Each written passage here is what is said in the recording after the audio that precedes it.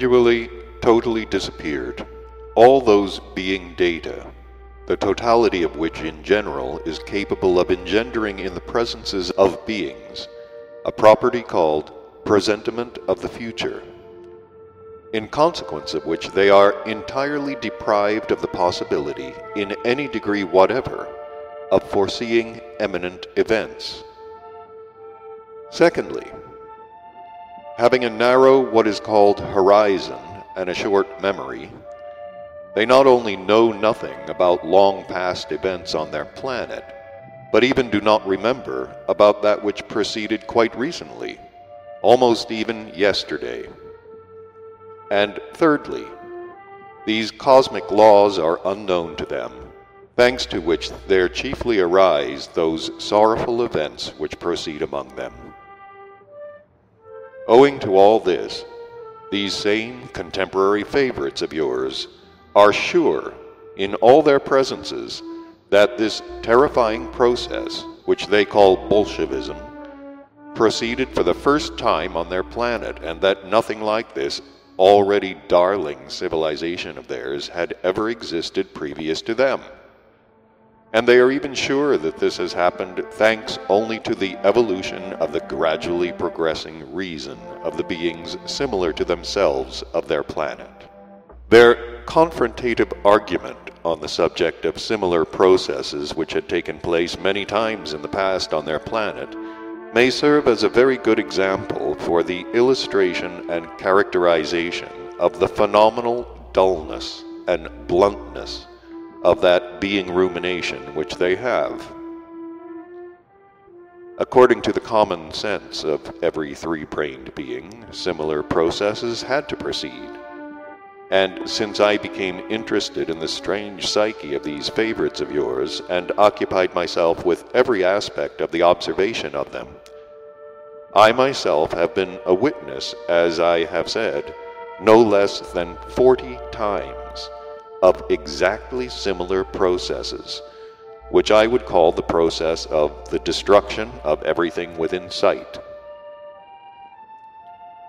It is interesting to notice that almost half of all these terrifying processes proceeded not very far from that place where their, as they themselves call it, cultured existence is now concentrated. They proceeded on that part of the surface of their planet which they name Egypt.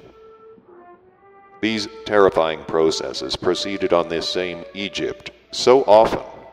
in consequence of the fact that this part of the surface of your planet, during the course of long periods of time, found itself in relation to the common cosmic harmonious movement in the position of what is called the center of gravity radiations. And that is why the influence of the cosmic law Solunensis often acted on the presence of the three-brained beings breeding there, and often brought forth in them such an abnormality. A parallel comparison of the real data concerning the events which took place on the same Egypt, and those data about them which became fixed in the being representation and understanding of almost every responsible being of famous contemporary culture, and which are known to them, as it were, thanks to their already perfected reason, might serve as an obvious illustrative example of from what general data their logical mentation at the period of their responsible existence is built up and consists, and likewise gives me the possibility yet once again to notice and emphasize to you all the maleficence in an objective sense of their usage, which was finally fixed in the process of their ordinary existence, and which they themselves call by the high-sounding words education and schooling of the growing generation. The point is that among the number of all possible kinds of ephemeral fantastic informations, from the totality of which, as a result, their strange reason proper to them alone is formed there, there is likewise the history of this same Egypt. This fantastic history, evidently thought out by some or other candidate for Hasnamus individuals among them, was even made for them what is called an obligatory subject in all educational establishments, in which this history, among other similar stupidities, is strongly hammered into their separate concentrations for the functioning of spiritual perceptions and manifestations, that is, into what they themselves would call the brains of these unfortunate future responsible beings. And further, when they become such, these fantastic informations learned by them parrot-like, by compulsion, serve them as material for being associations and for logical confrontative mentation. That is why, my boy, at the present time there on that ill-fated planet, every being who has already reached responsible age, instead of the real knowledge which every normal three-brained being should have concerning the events which took place on their planet in the past, knows about everything in the same way in which, as is in the present case, he ruminates with his being reason and unconsciously becomes aware with all his being about this same Egypt. There's no gainsaying it. Each one of the already, according to them, responsible three-brained beings of this strange planet already knows, thanks to their system of education and schooling, the history of the beings who existed in the past on this Egypt. Yet how, thanks to the said means of perception of information which they themselves call learning parrot-like, he knows this,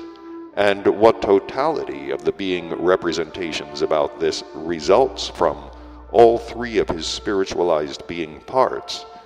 you may picture to yourself with your own eyes and clearly understand from the following illustration of mine.